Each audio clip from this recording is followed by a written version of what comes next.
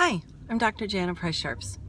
I'm a psychologist and a professor, and today I want to talk to you a little bit about taking care of yourself. One of the things that I have found as I grow older and the more people I work with is the old adage about balance and making sure everything maintains a balance. And that's something that actually we're kind of trained not to do. We're trained to maybe focus on what's going on externally, what's going on in our jobs, what's going on in the community, but coming back and focusing inside and going, okay, what's going on with me? How am I doing? Kind of a self-evaluation.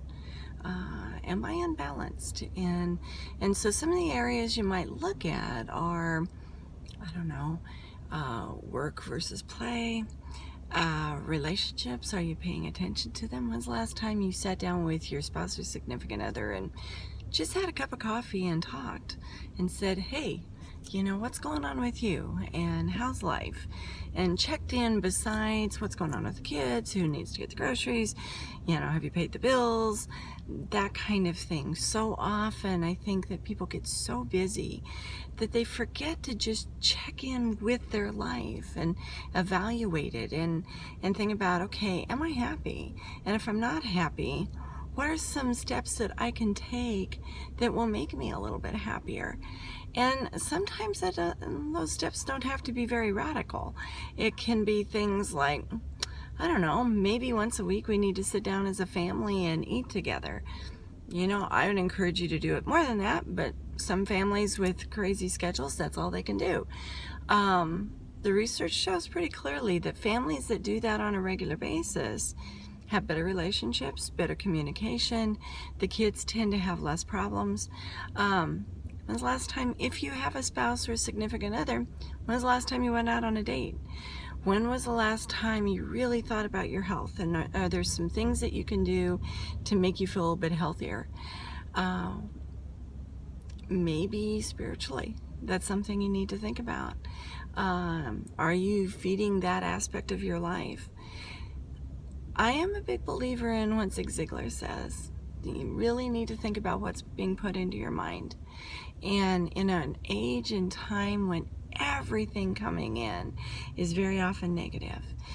What's wrong with this? This is a problem. That's a problem. This person's evil. This company's evil. This person's going to prison. This person stole a bunch of money. And especially if you work in law enforcement, probations, corrections, military, fire, so much of what you see and hear is negative.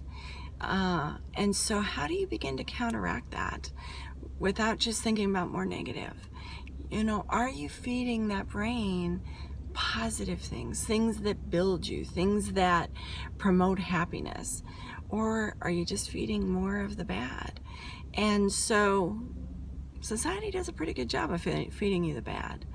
So consider feeding yourself the good. Consider taking an inventory weekly about how your life is going. What are some things that maybe you could do, little things that you could add in that make life a little bit better? It could be anything.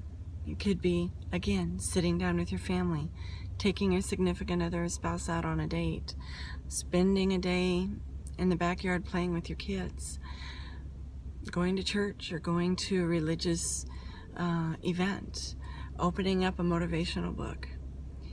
But take care of you. Stop, take a moment, think about your life, and then from that, make some changes and do that weekly. And if you do that weekly, pretty soon you're going to find that your life is going much better. I hope you have a great day. Take care.